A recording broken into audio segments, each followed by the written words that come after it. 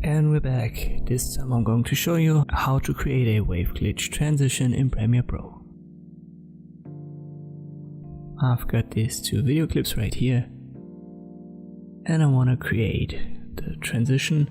I'll need a new item, an adjustment layer for that, so right click new item, adjustment layer, and I'll put it on top of my two video clips and I'll size it down, because usually you want your glitch transitions to be quite short, at least these wave glitch transitions.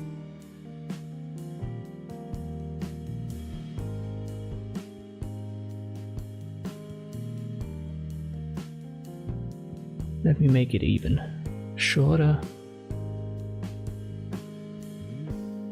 and I'll reposition it.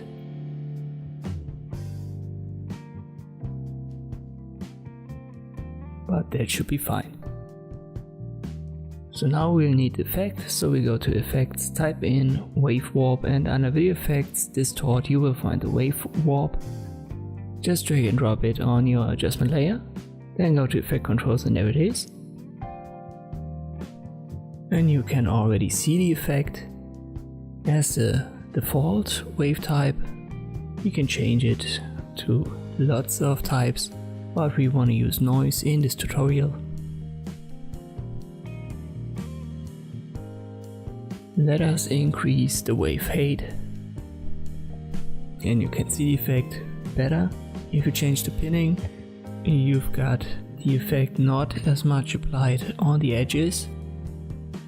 There are various options, just try them out. We will choose none in this tutorial, and I'll increase the wave width and change the direction.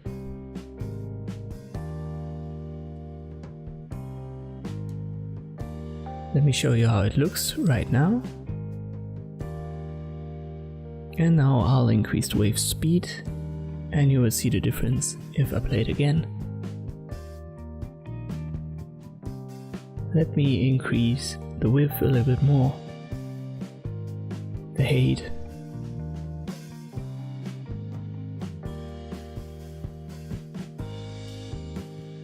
and now I'll play it again, and it already looks kinda good. But I want to increase it even further, and here you can see the exact position where one clip changes to the other, and maybe like so it looks good. And this is how you can use the wave warp effect for these basic wave glitch transitions. Test all of the options out for yourself.